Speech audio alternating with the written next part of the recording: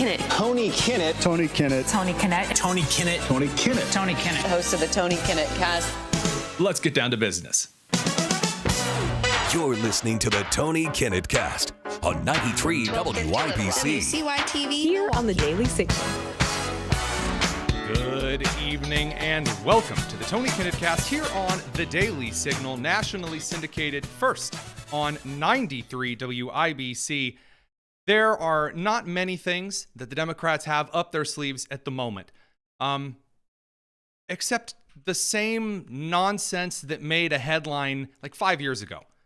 Now, if you can really believe that it was, in fact, 2025 years ago, and getting out and doing a bit of rioting and crying in parking lots with AOC and Immigration Customs Enforcement and cutting over to CNN with a nice, beautiful burning backdrop behind everything so a guy can tell you it's a mostly peaceful protest. Now, that's kind of played out. In fact, voters have rejected it consistently. But that didn't stop Democrat Representatives McIver, Coleman, and Menendez from storming Newark, New Jersey. Now, you might be out there asking, as many do, who on God's green earth are McIver, Coleman, and Menendez? You mean Bob Menendez, the New Jersey senator that got arrested and thrown in prison for taking gold bar bribes from Egypt? No, there's another Menendez in New Jersey, and his name isn't Bob Menendez, it's Rob Menendez. And you've got Bonnie Watson Coleman, who looks like every angry Democrat white lady over 50. And then you've got Timu Jasmine Crockett, otherwise known as Representative LaMonica McIver. So from New Jersey's 10th, 12th, and 8th. And then the mayor of Newark, the armpit of the East Coast, good old Ross Baraka. They decided that today what they were going to do is get out the theater makeup, get in front of everyone, and put on a show. And so they strolled up to Delaney Hall in New Jersey, where Immigration Customs Enforcement were holding a series of illegal immigrants suspected and some convicted of violent gang crime. And of course, being members of foreign gangs. And so the Democrat mayor of Newark, Ross Baraka, who's also running for governor of New Jersey, what do you know? That's surprising. And 3 representatives from Congress, they strut up to the facility and they start giving him the old, and what follows is beautiful. Coleman and myself, Congresswoman LaMonica McIver, and Congressman Rob Menendez. We're here conducting an oversight visit, which we have the power to do as congressional members. Statutory authority. And so that is what we're here for, and we're waiting to speak to a supervisor to let us in here, because as you can see, they will not let us in. Okay, let's dispel a quick myth here, because Maxine Waters, when she was slapping her hand on the door of the Department of Education, and the other Democrat representatives, when they weren't singing that really awful Elon Musk song, demanding entry to things. Let's talk about congressional authority for a second, because some of these Democrats, they get elected to positions and they think, wow, this means as a member of the elite nobility class of the United States, I now get to walk in and snap a finger and they set out a table at any restaurant, and I'm given magical, fantastical authority from all over, and that gives me the right to walk into any room and scream, "Pay attention to me!" And that's what a lot of Democrats think. There is nothing in the Constitution or any provision of the federal government which states that representatives of Congress, whether they be in the House of Representatives or the Senate, none of them have the authority to just roll on up with the boys to any federal facility and say, "Let me in." And no, that's actually not a thing. But she says, we've got statutory authority. That's not what the word statutory means in a legal context, but like her great value branded Jasmine Crockett counterpart, neither McIver or Crockett has any idea whatsoever what legal terminology means or what it's used for or anything of that nature. So then the mayor, Ross Baraka, McIver, Coleman, and Menendez, they decide to order the people in charge of this federal illegal immigration facility. They say, hey, let us in. And the individuals in charge of the facility do, in fact, start opening the gates to allow some of these individuals in and, kind of talk to them for a second, essentially to say, you didn't let us know that you guys were coming. If we're going to have congressmen or congresswomen here, we have to lock down the facility for your safety. I don't know if you guys know this, but in the last couple of years, there isn't exactly a great record of safety for congressmen and women in like major cities. A lot of muggings and carjackings and attacks by angry socialist neighbors. We need to make sure that we follow the standards of security for the United States Congress. They also have to notify, believe it or not, Capitol Police and certain government agencies that there might be a potential risk of safety for a congressperson. There are a series of protocols that are on the books if a congressperson wants to do something special.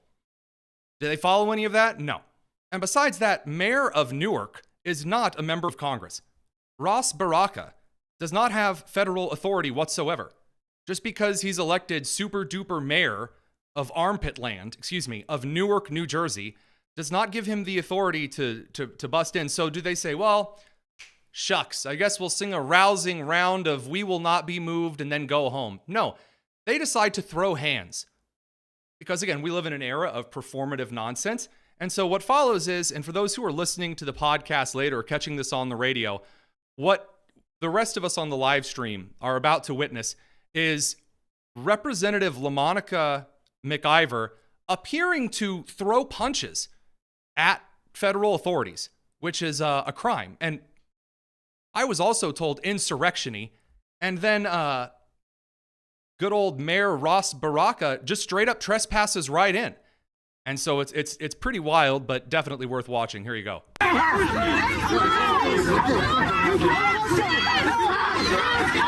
So there you see the fence attempted to be pulled open, the gate. You have Ross Baraka right in the middle, right where the gate opening is. So he is trying to force his way onto federal territory. That is, you guessed it, illegal. That's trespassing. Now, over in the red blazer off to the right, this is discount Jasmine Crockett. This is Representative McIver. You've never heard of her before, but you never heard of Jasmine Crockett either till she started running her mouth. So McIver's going to do what I like to call the exact same weak-armed punch that I guess is taught for all liberal or progressive protests. And it's this weird flabby-armed, like, half slap. And the only thing I can think of is that there's a classic Monty Python sketch called Spam, in which the lady that's doing the yelling at the Vikings saying spam, spam, spam, does this like weird overarmed like slap. It's always a flabby arm slap. I don't know why. Every one of them. You're going to see McIver appear to do that to the federal authorities. There goes the slap. Now she does this weird push, snatch, and grab to nothing.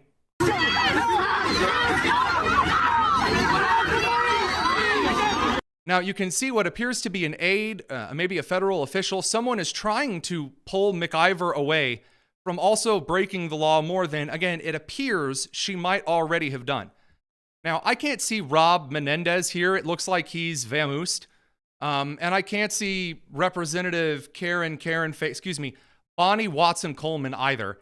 But McIver in her bright red half blazer, half tracksuit, she's going all in. And that brings us over to the aftermath. And the aftermath, I'm afraid to say, is a lovely perp walk of the mayor who trespassed, being tossed, right into federal custody. Man, it's how nice they committed a crime entering a federal facility, because if you need to be arrested, boy, we got a place for you. So here's Baraka being led away because he trespassed. Now, you know, LaMonica McIver back there is yelling and a hooting and a hollering.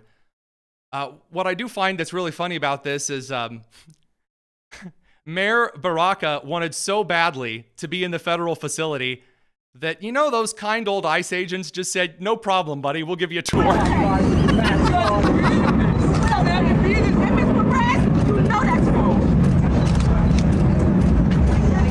You You can hear the Getty Image photographers like, oh man, I gotta capture the fascism. All Getty Image photographers are hacks.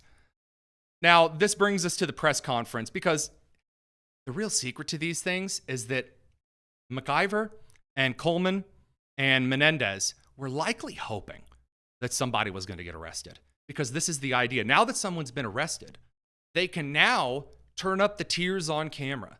They can now get really dramatic about fascism and democracy. And so immediately, sensing the opportunity, LaMonica MacIver decides to host an impromptu news conference, and I kid you not, produces a podium out of thin air. I mean, look, producer Nick is fantastic. He's great in the studio. He can fix things on a dime. He does not have the ability to summon a podium from the depths of hell. Maybe that might be something we need to look into here. Upgrade your skills somewhere. Anywho, here's LaMonica lying about what just occurred, what everyone just saw on camera. To arrest the mayor of the largest city of this state who did nothing wrong. He went inside of the gate and told them that he was waiting for us to come out because we were conducting an oversight visit. They asked him to leave. Okay, no, they didn't. In fact, that is not what happened. We all just saw it. She says, so again, what she said overtly, without any room for interpretation, is we were here. We asked him to wait outside, she says, because we are conducting a statutorial authority oversight visit, constitution, declaration, legal precedent of this facility. And then she says that they came out and arrested him after they asked us to leave. Now, unfortunately for her, we have the footage of what just occurred. And just because I can, and because, you know, I am perhaps a smidgen petty,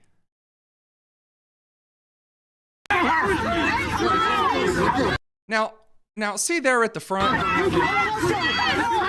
near at the front, see the brown jacket and the baseball cap, which is Mayor Baraka of Newark. Does that look like waiting outside at the back while they conduct their little statutory oversight thing? No, it looks like he's trying to shove federal authorities and law enforcement out of the way to gain entrance. And I was also reliably informed that whenever that occurs, that's insurrection. I mean, this is the worst thing that's happened since the Civil War and 9/11 and the time Barack Obama wore the tan suit. He left out of the gate. Instead of the ICE officials that were here, who were supposed to be here to lead us on a tour, they then came out to have a huddle to talk about how the mayor was inside and that he should be arrested. They came out to have a huddle. You know how you guys do as security officials. You're just standing there and by the way, I found the other Representative Karen Carenson, or Bonnie Watson Coleman. She's just over there off to the side, like nodding along as MacIver is digging her own grave here. Because he was inside. They came back out after the mayor was out here with you all, some of you out here. They then left us still. We're waiting for a visit. Again, in the video, they're all outside. Right there, the gate with the entrance to Delaney Hall. Everyone is on the outside and making the case that, well, they were on the inside and when we were on the inside, but we were on the outside, but really we were on the inside still waiting there. And then the mayor, who does not have any authority to enter federal property without, any kind of, without specific granted permission from federal authorities. It's not even a good story. I'm wondering, where she's going with this.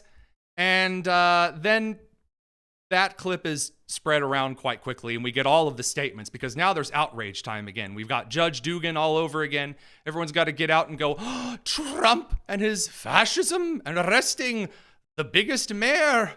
They can't say the biggest official because J.B. Pritzker exists. So they have to say like the biggest mayor. Governor Phil Murphy of New Jersey says, I am outraged by the unjust arrest of New York Mayor Ras Baraka earlier this afternoon outside Delaney Hall in Newark. I am calling for his immediate release by federal law enforcement, and I want to see the mayor, and I want to see the manager. My soup is cold. He puts a little photoshopped statement in like really nice blue font. So the comms crew got a chance to draft up a little fancy document.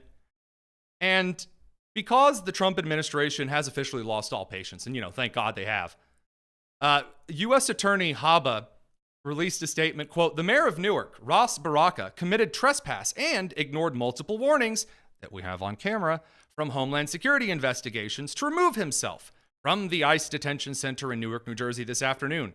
He has willingly chosen to disregard the law. That will not stand in this state. He's been taken into custody." And then she quotes the classic phrase that was used during the Trump prosecution by Attorney General Letitia James, who is also now being investigated for high-profile mortgage fraud. Quote, "No one is above the law," end quote.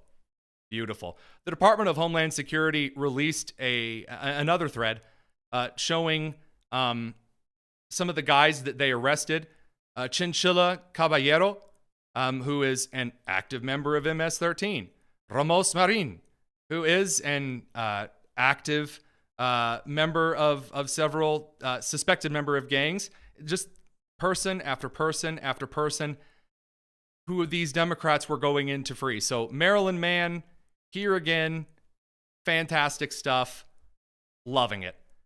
Now, meanwhile, while all of the Democrat fighting and the shenanigans are going on, oh yes, by the way, that is in fact Representative Chinchilla, or not Representative, excuse me, one of the guys' names that were arrested is in fact Chinchilla. You know how you name your kids after beloved small animals. I don't know.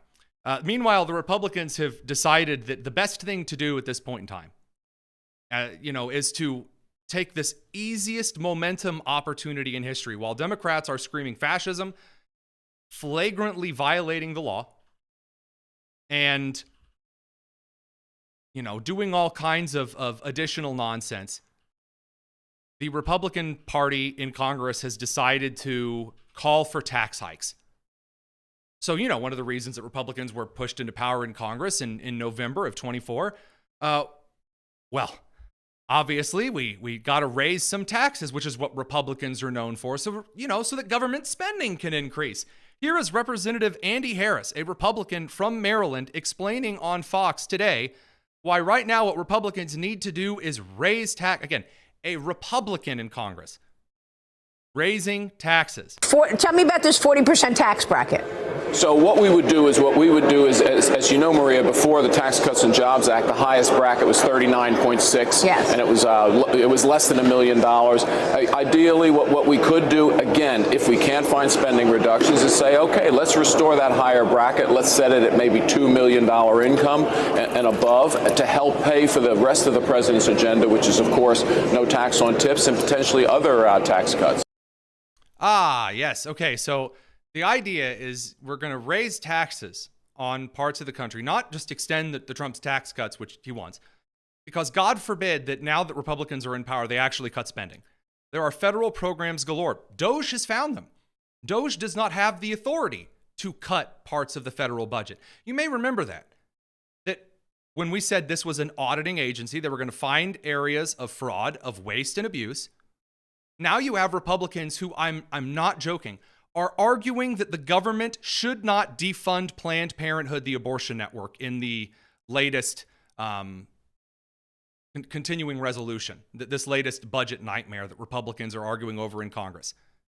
And part of this comes from the fact that a lot of populists are terrified of actually cutting entitlement programs. They want to say, well, we should, cut a lot of the fraud and the waste, and I agree, absolutely, that's not enough. Some of the major government programs that are currently in action are very, very, very expensive. And government programs are very, very, very expensive. And if you're not going to actually cut any spending, then taxes have to go up. And if you think that the American people are going to be in favor of that, you must have more meth in your system than the average guy outside Speedway at 3 a.m. I don't know what to tell you other than raising taxes. E.J. Anthony over at the Heritage Foundation, a brilliant economist, makes this excellent point. Treasury has just less than $600 billion in cash left, which will probably get us through July. So the government's already out of money again. And then he says it gets very sketchy after that. Congress has to get a tax bill done ASAP, and that means no marginal tax hikes. The Trump tax cuts have to be codified into permanence. If they're not, then it's over. It's over. Because the Democrats aren't going to sweep into power, which they will. If Republicans increase taxes as their big maneuver here with the budget resolution, right before we head into midterm campaigning season, it's over. It's over. The Democrats will take midterms, not because Democrats will be rallied and enthusiastic, but because Republican voters won't come out to vote. So squander it away right now because you're too afraid to actually cut a program. A reporter did ask this of Carolyn Leavitt, White House press secretary, a little bit earlier today. Check it out. President Trump ran on delivering the biggest tax cut in history. He got over 7 million votes. Right now, you got a handful of obstructionists in the Republican conference that are saying they're not going to go along with his tax cut package. You just said those that don't will be held accountable. What is your description of being held accountable? Well, look, I think they'll be held accountable by the voters in their respective districts if they choose to vote for a tax hike to the tune of $4 trillion, which would raise taxes to thousands of dollars per household in this country. The president has great political instincts. That's why he's back in the Oval Office, and Capitol Hill should follow his lead. And she's correct, but the Trump administration is going to need to explicitly point out, again, the DOGE cuts aren't enough. They're not. Are they great? Are they necessary? Is it critical to cut waste, fraud, and abuse? 100%. Absolutely. But it's not enough. It's not enough. You actually have to dig into these massive, massive entitlement programs. You have to. Oh, but the Trump campaign ran on not touching the entitlement programs. Yep. Major problem. Major problem. Foreign spending is 1% of our federal budget. Do I think we should have a lot of foreign spending? Nope. But cutting 1% of the federal budget ain't going to cut it. So either you're going to have high spending and high taxes or low spending and low taxes. Can't have both. There's a really good Studio C sketch about this not too long ago that articulates that the American people, when they send representatives to Congress, don't want to see their representative cut programs that they like because American people like the programs, they don't like the taxes. Understandable. Can't have it both ways. The math doesn't work out. And so if Republicans abandon one of the only things that are considered a mainstay for them in any election, which is lower taxes and lower spending, then that is tossing away all momentum. Now, it's not completely lost. The momentum isn't thrown away, mainly because of Trump administration officials like Kash Patel. Kash Patel is, in fact, a national treasure. And the reason why is because he, like a lot of other Trump officials like Scott Bessent, Kristi Noem, are walking into these House committees and these Senate committees, as we're going to talk about here in a minute with Rebecca Downs. Walking into these committees and laying waste to the same kind of TV camera action theater that Democrats tried today in New Jersey. So that all said, Representative Madeline Dean from Pennsylvania's 4th decided that when grilling Kash Patel, who has his notes in front of him at all times, meaning he actually cites his sources, she decides to commit perjury when, talking to Patel, and he doesn't take it lying down. As you and the president continue to weaponize and investigate his perceived enemies, as you follow this blueprint, when can I, a former impeachment manager, expect the FBI at my door? Ma'am, you want to know who was targeted by a weaponized FBI? Me. You want to know how and why? Well, you want to know what I'm doing to fix it? That. Let me move on. Well, you should read the book because there's no enemies list on that book. There are people that violated their constitutional obligations and their duties to the American people, and they were rightly called out, and you should give that book to everyone in your community. I'm changing topics. I'm remaining my time because they ask questions because they have to. That's what committees are for. You're supposed to ask questions when the floor is yours. And then the witnesses in front of you, they answer the questions. Well, sort of. That's not really allowed anymore because instead committees, which by the way, just as the Supreme Court oral arguments are not on camera, I don't think committees should be on camera either. I don't. There's no reason that if you would need a representative that needs to get up in front of the American people and do their little dance, then they should go out and hold a press conference. Constituents so they can read about it. I won't be doing that. That's their loss. During your Senate confirmation hearings, you repeatedly denied having any involvement as a private citizen in the firing of FBI officials who engaged in the prosecution against January 6 insurrectionists, the violent rioters who beat and killed Capitol police officers and whom you referred to as political prisoners. Since then, multiple whistleblowers have come forward, and we know that you likely committed perjury. At the same hearing, you claimed you were not familiar with Stu Peters, an anti-Semitic Holocaust denier, despite the fact that you appeared on Mr. Peters' podcast 8 separate times. 8 times. And you claimed not to recall. Mr. Patel, my second question is, should we worry more about your memory or your veracity? We should worry more about your lack of candor. You're accusing me of committing perjury. Tell the American people how I broke the law and committed a felony. Have the audacity to actually put the facts forward instead of lying for political banter so you can have a 20-second donation hit. The answer is both. I believe that the answer is you're failing, not me. Play my time. Go ahead.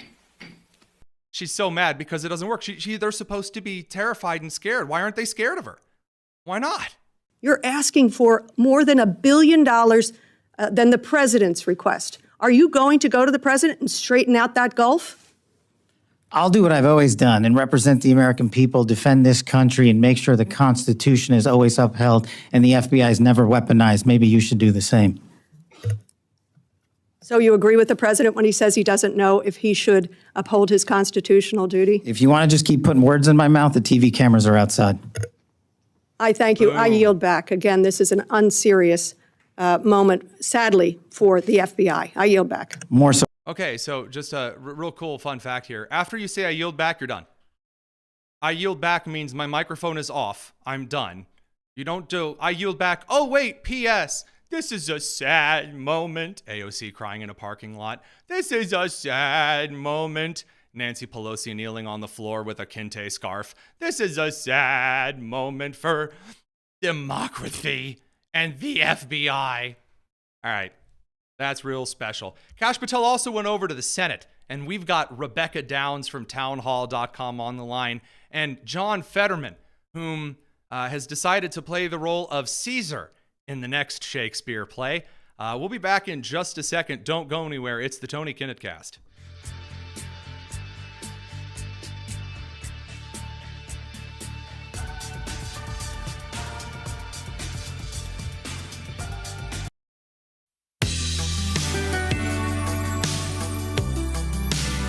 This is the Tony Kinnett Cast on 93 WIBC.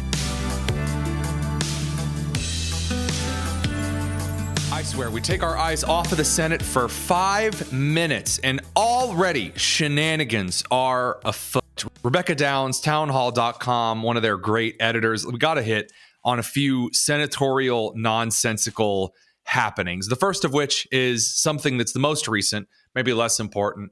Did you see Senator Patty Murray from Washington State get decked by FBI Director Kash Patel this morning?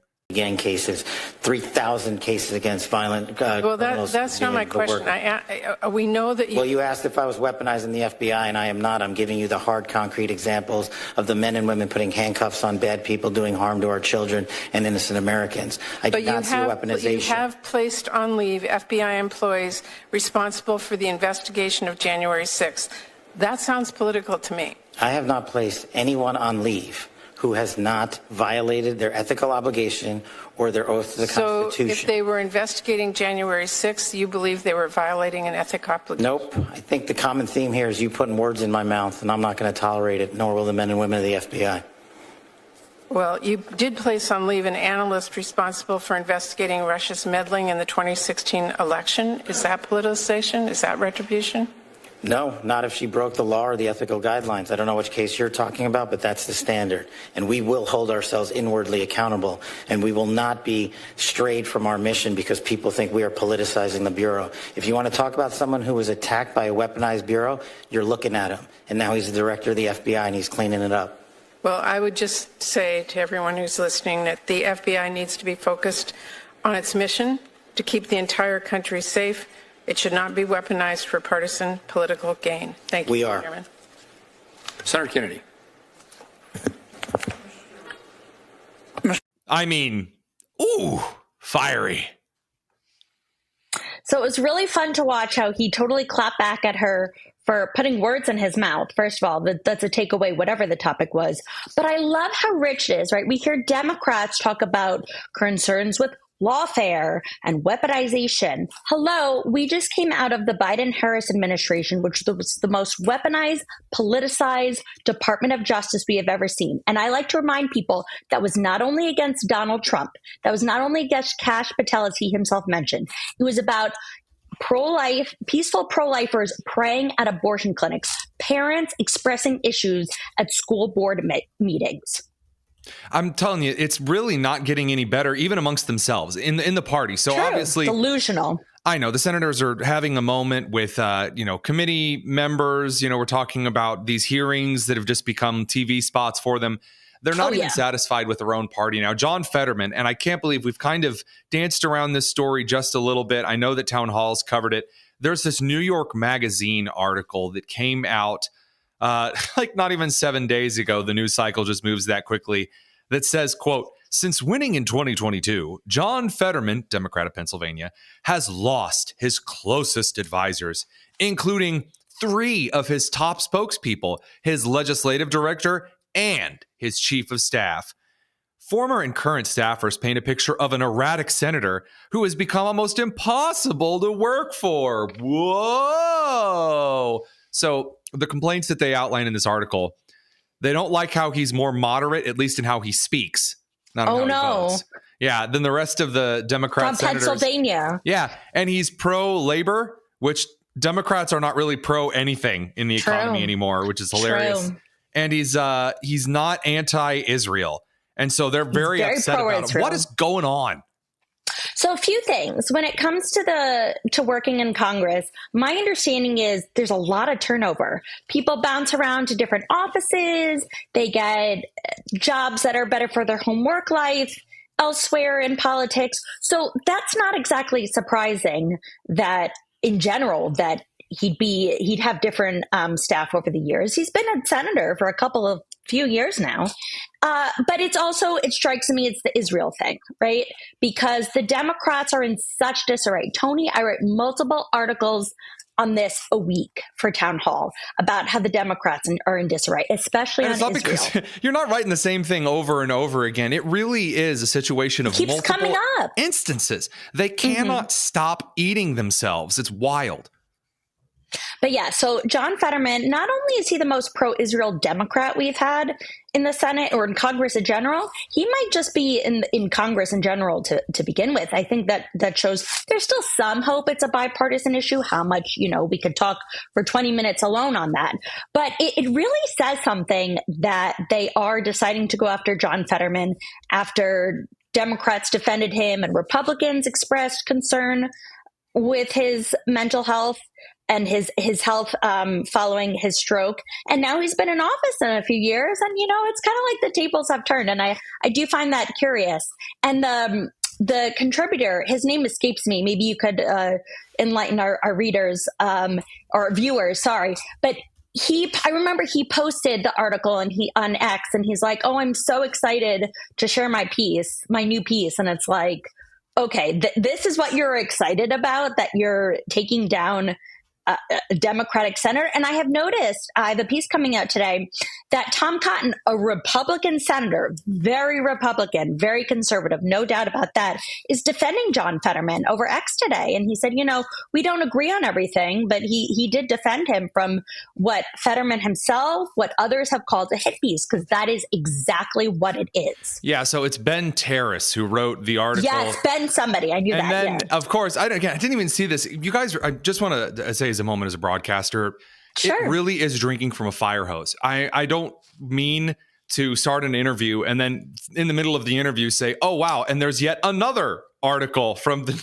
New York Magazine on, whining about Fetterman. This other one's by Nia Prater, and it's called Fetterman in Alleged Meltdown. Why does everyone hate me? Politico has an article now by Holly Otterbein and Nicholas Wu. John Fetterman finds himself increasingly alone. They are going to Joe Manchin John Fetterman, God. And I'm here for it. Sure, yeah.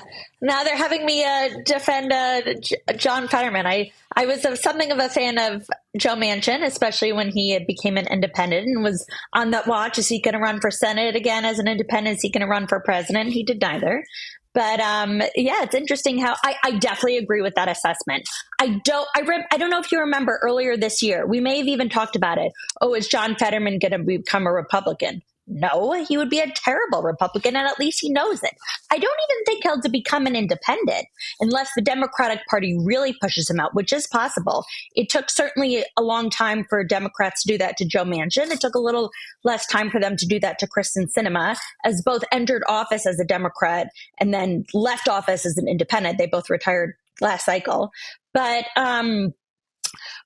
his fellow Democrats may push him to do that. We'll see over the years. I've got quotes. I got quotes for you. Yeah. Here's the catch. So his fellow Democrats in the House, this is wild. Representative Chrissy Houlihan, Democrat, Pennsylvania. Another Pennsylvania. Yeah. I've had no contact or conversation with him, so I have no way of weighing in on that. Stabbed in the back. Okay, full stop. Full stop. Leave it at that. There's two more. Boy. Okay. Representative Mary Gay Scanlon, Democrat of Pennsylvania, said she hadn't spoken to Fetterman recently and didn't know the underlying facts about Fetterman's situation, but the article obviously raises questions. One more. Representative Summer Lee, known for chewing on her own elbows, said, a squad member. Yeah, responded pointedly that Pennsylvanians' thoughts on the matter more than her own. Quote, I hope they read it, the New York Magazine article. So just directly punching him in the face. The only support for Fetterman comes from Senator Dave McCormick, the Republican recently elected. A Republican who almost ran against him, right? So Dr. Oz ran against John Fetterman, which is how he got elected.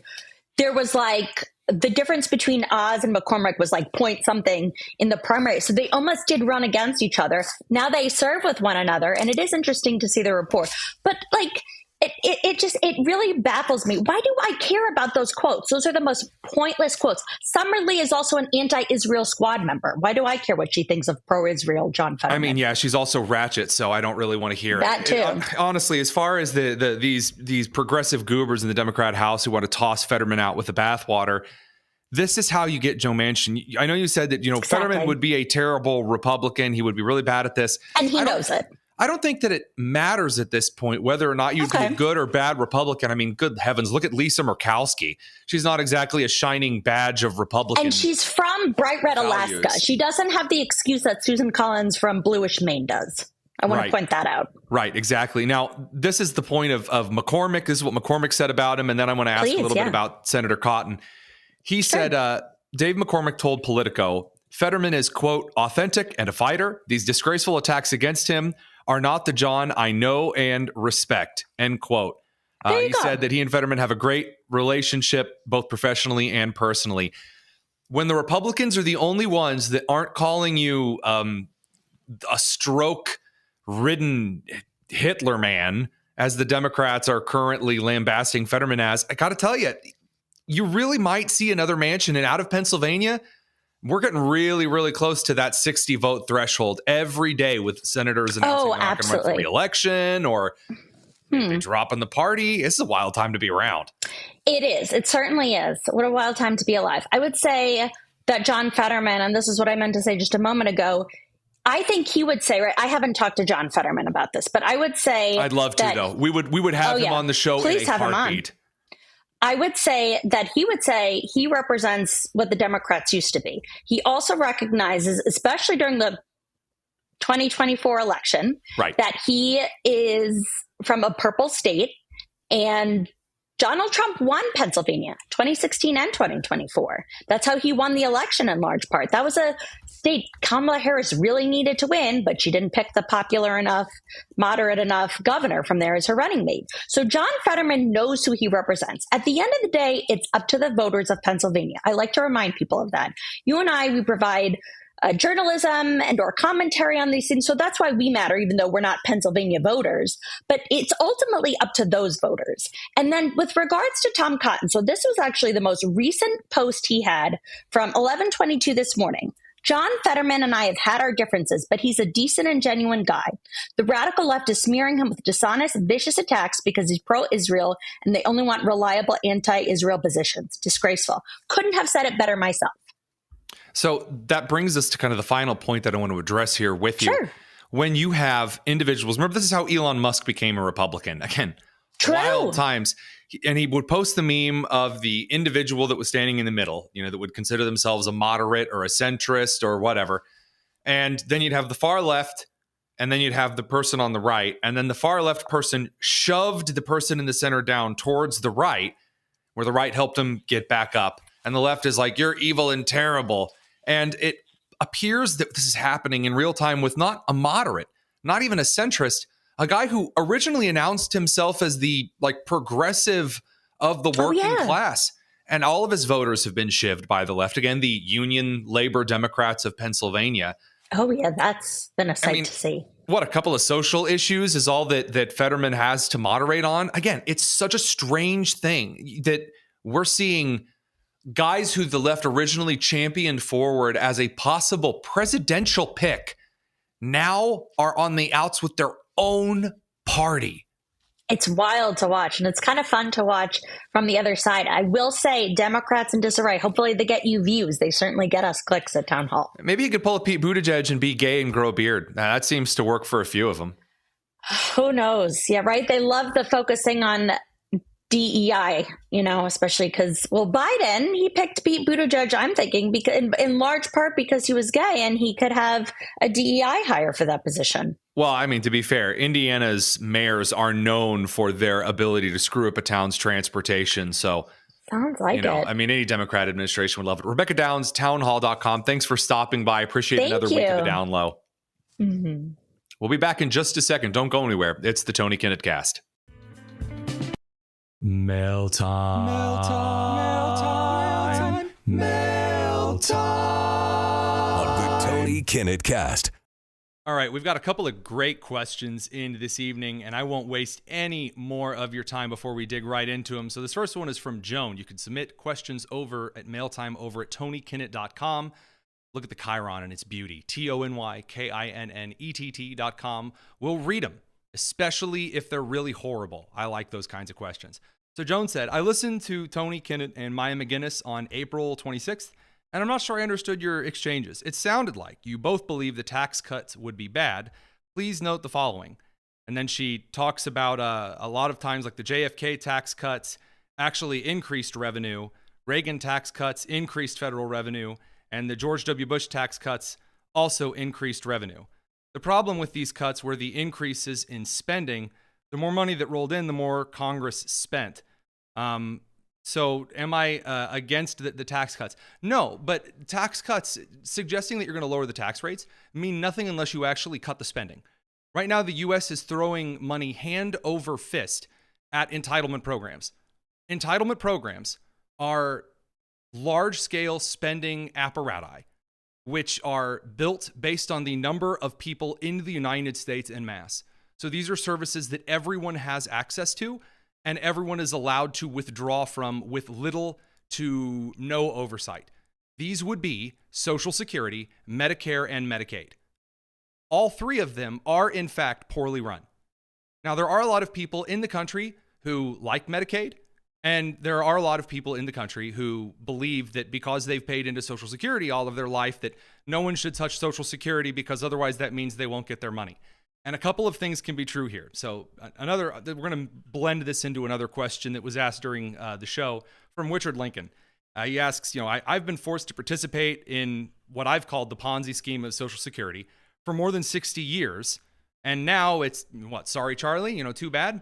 No. There are a couple of true things to be said about Social Security. Number one, it's a Ponzi scheme. There's this idea that Social Security money, everyone pays into it, and then it sits there and it waits for you until you reach a certain age, and then you get to start withdrawing from your little account that you've paid into. No, I am currently paying for your Social Security. The Social Security that you paid into when you were growing up is to a bunch of dead people. Hopefully those dead people have stopped withdrawing checks. Again, that's part of what the Doge investigations found out. That's still only a very small number of those on Social Security.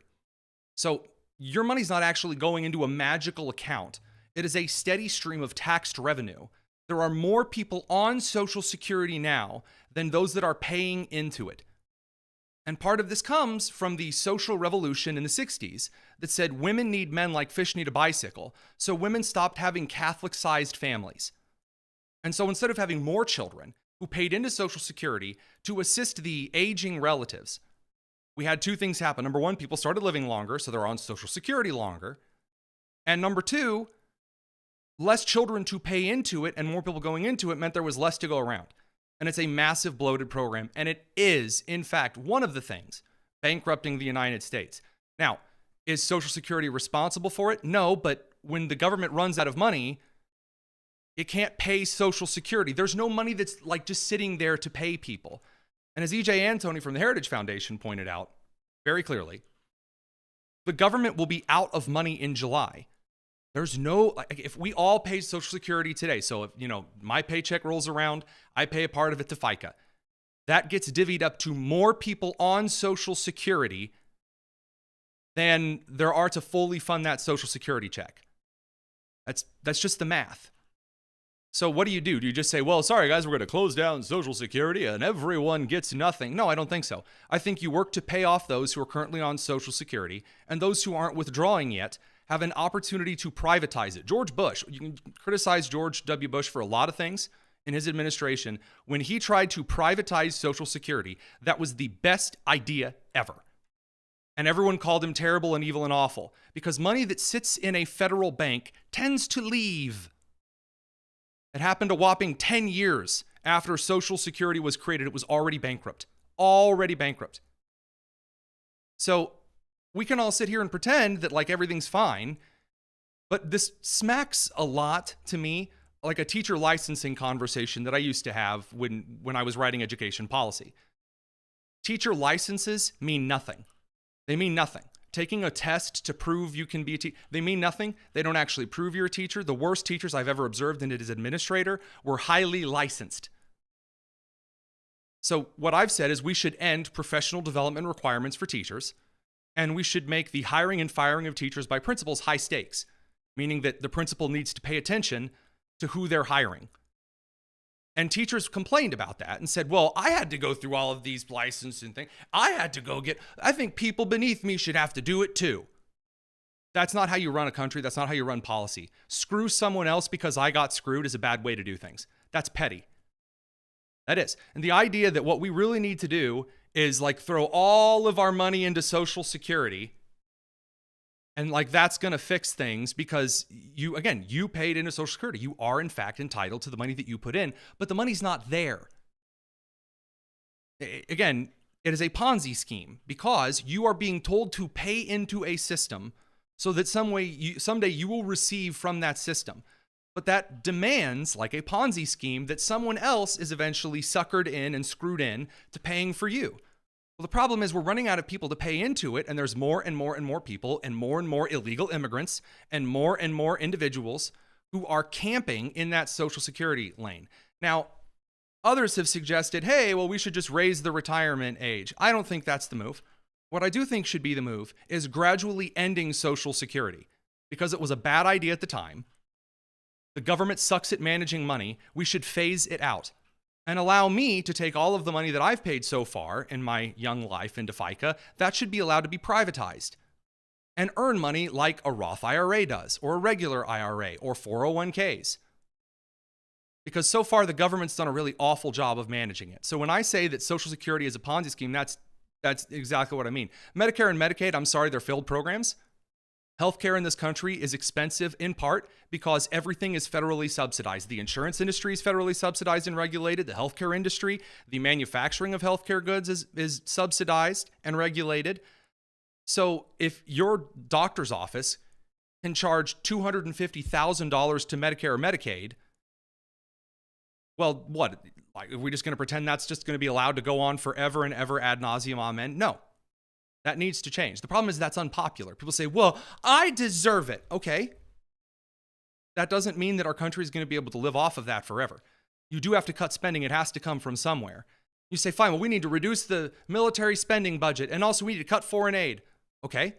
If we cut the United States defensive budget way down so that we ended up putting our troops and our trade interests that generate money for the U.S. economy at risk, and then we cut foreign spending entirely, we still wouldn't have enough money to pay Medicare, Medicaid, and Social Security. We wouldn't.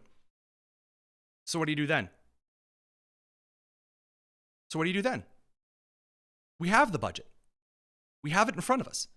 It is going to have to be addressed. We've talked about this before. We are running towards a fiscal cliff.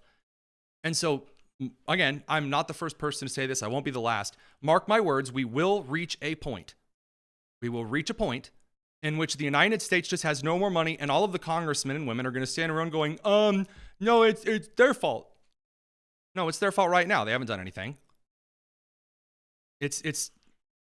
So in that measure, though, it's worth talking about, but none of it's going to change. Donald Trump ran as an economic populist, which means he ran as Bill Clinton on the economy. I'm not saying that's inherently bad compared to the far left approach that was Kamala Harris. Donald Trump ran on tariffs and the kind of high protectionism paired with low spending. Now we're finding out that doesn't always quite fit into place. Now, Donald Trump is a pragmatist. It's one of his best qualities. And so he's changing his economic policy as his administration goes on, which is a good thing. Scott Bessent is incredibly competent. Peter Navarro is not. And so what you're seeing is Bill Clinton economic populism from Peter Navarro and Scott Bessent's kind of pseudo-conservative approach to free trade duking it out in real time. And it's really fascinating to watch, and it's going to determine the next 30 years of the United States economically. This next question is from Jimothy. He says, what's the greatest danger moving forward for the Democrats and the Republicans? Thanks, love the show. The greatest danger for the Republicans moving forward is what I just said. It's the economic thing. Republicans have been running pretending to be the party of small government, pretending to be the party of low spending and low taxes. And what they've been able to bank on in the last 10 years is that Democrats are far more insane. Well, the problem is that it's not enough to just say your opponent's insane. That works during one election and one election only. That's the presidential. It doesn't work during midterms. It doesn't work during special elections. It doesn't work at the state level. It doesn't work in Congress. It only works in the presidential because to Americans, that's a one or the other choice. Moderates and Republicans will not come out for crappy candidates, aka Carrie Lake. That's the biggest threat to Republicans. Now, they do seem to be addressing that a little bit, but time will tell if it's enough or if it's too late. So to answer the Democrat side, what is the greatest danger for Democrats moving forward? It's the South African style race politics that refuse to leave. So as you heard with Representative McIver, she said, how dare the ICE agents touch me, quote, as a black woman, end quote. You have Jasmine Crockett, who's yelling constantly about how she deserves absolutely every single day. Jasmine Crockett is up in front of the whole country talking about how her race and her sex are the most important defining parts of her characteristics, of her character.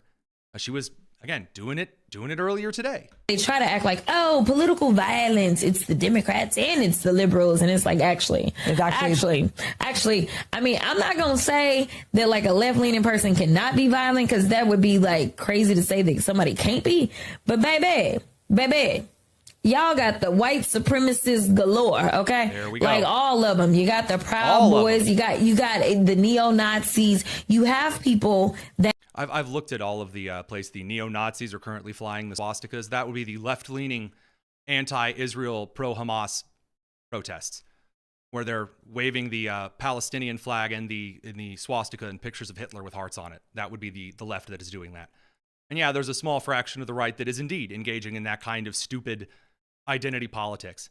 But as long as the left continues down this road, they haven't actually reached the full part of that policy, because the biggest voting base for the left right now is suburban white women with a college degree, aka the Karen. The Karen is the primary voting bloc for the left. And James Carville, again, recognizes this. and points out that when Ilhan Omar or Jasmine Crockett gets up there and runs their mouth, it's going to collapse the Democratic Party entirely. Well, listen. Ilhan Omar says that white men are responsible for most of the deaths in the United States. So let me get this straight. 69% of the people, I'm stuck on that number, I don't know, but 69% of the people going to vote are white. Of that, 48.5 are males. So I don't know, my rough math is 33%. Let's go out and piss off 33% of the people that vote, and that's a smart strategy. And the people that agree with her. There are people that actually agree with her. He's right. He's right. He is dead on. He's exactly correct. He is. And does that mean that you should never say something that one part of your party, isn't a fan of? No. I mean, I just had a discussion about how economic populism is Bill Clinton. It is. And make up stuff if you want, but the reason that people were playing videos of Hillary Clinton in the 90s and Pelosi in the 90s praising tariffs is because it's the same thing, repackaged. It's just not Bernie Sanders. So that's a tough thing that, different parts of the right can talk about. We can argue what parts of it are worth keeping and what parts are worth throwing away. And when is free trade absolutism really bad and encourages, slave holding in China, or, when is economic protectionism? We can argue about those kind of things without me saying populists are stupid, because they're not, or all the establishment all needs to be set on fire, because they don't, or, traditional conservatives aren't conserving anything, because they are. But the Democrats right now are still saying white people need to apologize to me. It's like, why? You went to a wealthy private school, went to a beautiful elite university, and since then haven't worked at all. You've just been lecturing Americans for a living. How in the world does the white factory worker from Allegheny, Pennsylvania, Newcastle, Indiana, or Detroit, Michigan owe you anything, whose ancestors fought on the Union side of things? You can't even use their ancestors were all slaveholders. Nope. And that kind of nonsense is going to consistently slap the left right in the face. That is the biggest threat to the Democrats. Them just blaming Democrats for eternity, blaming white people for everything for eternity. Still, most of the constituency of the Democrat are white women. So eventually that will eat itself like the snake eating its own tail. All right, from Meeks. I love watching the show, followed it for over a year, but I think that you're wrong about the age of the arrogant liberal being over. They aren't becoming any less entitled or arrogant. So we had an episode, I believe, a week ago today, called "The Age of the Arrogant Liberal is Over." So it's not about the existence of liberals and that liberals being arrogant, that's over. That's not what I meant by the age being over. It's about the power that they wield being the dominant power. To suggest something is an age of, the age of enlightenment, means that is the predominant philosophy in the public sector, in the general societal conversation. So if the age of the arrogant liberal, which was from 2008 to 2022, that was how long that lasted, was the time in which really offended suburban white women could end anyone's career anytime they decided because you said a word they didn't like. And it's not even a word that offended them. They would get offended on everyone else's behalf. And when I say that the age of that is over, I mean that, for example, this kind of nonsense infected every part of society. I don't have to tell you this, you knew this. Anytime you walked into Target and saw their pride display or their body positive display or whatever, you opened up Amazon or you opened up Disney or you opened up whatever, and it was, this month we're honoring black business owners because I guess being black means that you sell things better. And it was every part of your life. ESPN, for example, you couldn't watch sports without the NFL having stop racism at the end zones or whatever. And now all of the shows, for example, like Around the Horn, which used to be one of the best parts of ESPN, was watching people argue on why certain draft positions were better. That's why I always used to like Around the Horn, especially around a college basketball season, because I loved watching people talk about why certain picks were great or certain seeding was wise or stupid or whatever. Well, Around the Horn is being shuffled off to that beautiful pasture in the great beyond. And so in the last segment of her appearance regularly on ESPN, one of the Around the Horn ladies had to run up and tell just this from her position of privilege and power and influence, one final message. Well, listen, being on this show has been a privilege and a platform, and I know it's my last time on it, and I want to say something worthy of that privilege and platform, and that is this, that trans kids deserve to play sports. Think about what you remember from your time playing sports. Like 99% of it is...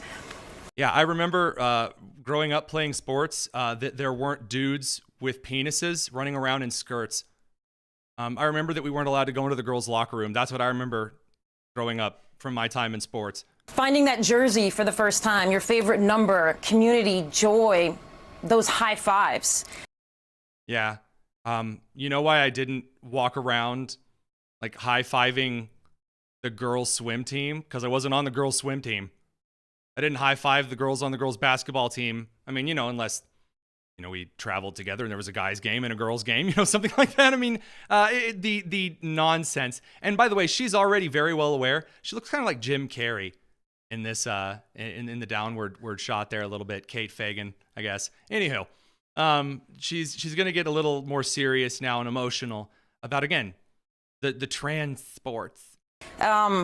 It's that moment when you have a great play with a teammate. It's the feeling of belonging, and it does not know gender. It does, in fact, know gender.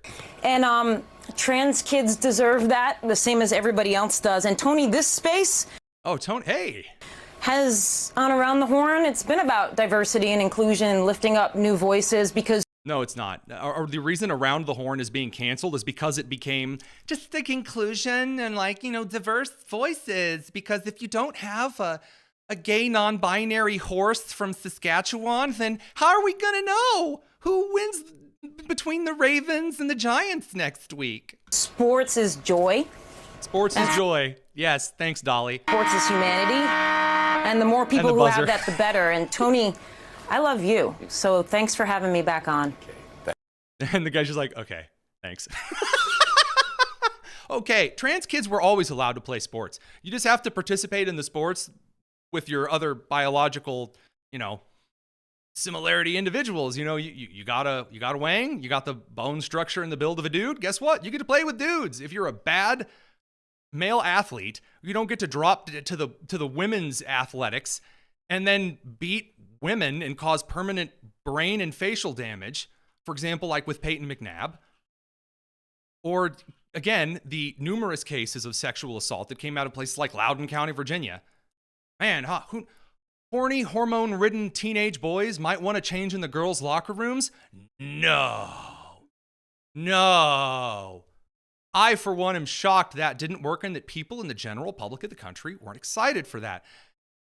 She's being canceled. Not because she said anything wrong, but because what she said sucked. No one's going to watch that. So ESPN's like, well, since this is no longer profitable and the significance of the time is not in the White House, bye.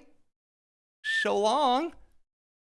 So that all said, I think that we've gotten it wrapped into a pretty decent show for this week. So our love to those in Newark, New Jersey. I do have to mention one final banger of a line. Remember, at the beginning of the show, I didn't quite know that there was a Rob Menendez, and I said, well, Bob Menendez is a senator from New Jersey, and he was, arrested for taking solid gold bars from Egypt as bribes and Ferraris for his wife. It turns out, according to Representative Mike Collins of Georgia's 10th, he says, quote, I can't blame Representative Robert Menendez for storming a federal detainment facility. He was just looking for his dad.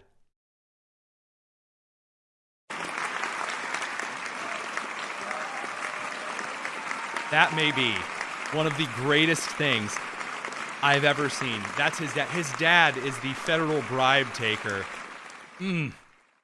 Well, I sure hope that the mayor of Newark, New Jersey enjoys just a little bit of jail time. Jail time. Jail time. And we'll be back on Monday for another fantastic week. I'm looking forward to it. Heading down to Dallas to catch Will Kane in his new studio. We have a major report coming out with Senator Roger Marshall of Kansas on Tuesday. It's a packed week. Make sure you're subscribed to the Tony Kinnett Cast so you can get a hold of it. Send us your questions, your comments, your insults. Maybe nix the slurs if you don't mind.